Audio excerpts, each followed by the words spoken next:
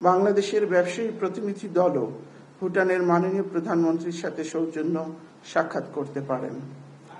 24শে November সকালে ভুটানের মাননীয় প্রধানমন্ত্রী দুদিনের সফর শেষে থিম্পুর উদ্দেশ্যে ঢাকা ত্যাগ করবেন। মাননীয় পররাষ্ট্র উপদেষ্টা তাকে বিদায় জানাবেন। দুদেশের মধ্যে প্রতিনিধি পর্যায়ের দ্বিপাক্ষিক বৈঠকে বাংলাদেশ কর্তৃক দ্বিপাক্ষিক সহযোগিতার জন্য কিছু সুনির্দিষ্ট প্রস্তাব উত্থাপন করার সুযোগ রয়েছে।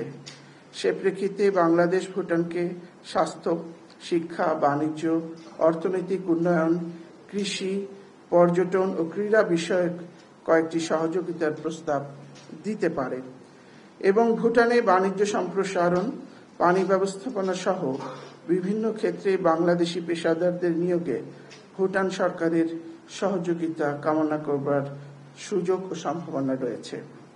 এছাড়া গুরুত্বপূর্ণ আঞ্চলিক ও বহুপাক্ষিক বিষয়েও আলোচনা হবে বলে আশা করা যায়। আমাদের অন্যতম ঘনিষ্ঠ প্রতিবেশী ভুটানের মাননীয় প্রধানমন্ত্রীর এ রাষ্ট্রীয় সফর দুদেশের দ্বিপাক্ষিক সম্পর্ক উন্নয়ন ও উপ আঞ্চলিক প্রেক্ষাপটে গুরুত্বপূর্ণ অবদান রাখবে বলে আমরা আশা করছি। ২৩ সাল থেকে বাংলাদেশের পক্ষ থেকে ভুটানের জলবিদ্যুৎ আনবার একটা প্রস্তাব রয়েছে এবং ভুটানের পক্ষ থেকেও আগ্রহ রয়েছে, কিন্তু যেহেতু বিষয়টা ত্রিদেশীয় সেহেতু এটা এখনো আলোচনার পর্যায়ে রয়েছে।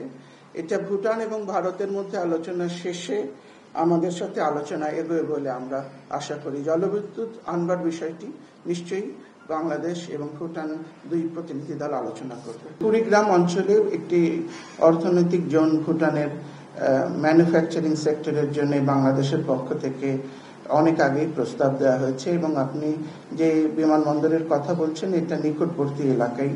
সুতরাং আমাদের তরফ থেকে ভুটানকে নিশ্চয়ই প্রস্তাব দেওয়া হবে যে অর্থনৈতিক জোন তারা সুচারুরূপে এবং ব্যবহার করেন তাদের শিল্পায়নের জন্য, এবং সেক্ষেত্রে যদি সৈয়দপুর তারা ব্যবহার করতে চান আমাদের তরফ থেকে কোনো আপত্তি থাকার কথা নয়।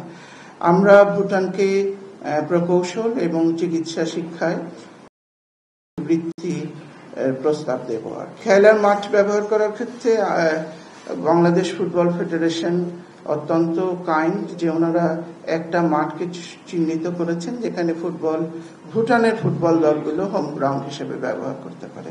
সার্কের মেম্বার হিসেবে ভুটান এবং বাংলাদেশ দুজনেই আছেন।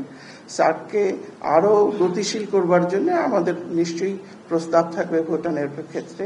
ভেহিকুলার মুভমেন্টের ক্ষেত্রে ভুটানের কিছু আপত্তি রয়েছে। আপত্তিটা এখন পর্যন্ত ভুটানের তরফ থেকে আমরা ভুটানের সাথে সেটা আবার তুলব, তাদের অসুবিধাগুলো বুঝে সেটা দূর করবার চেষ্টা করব।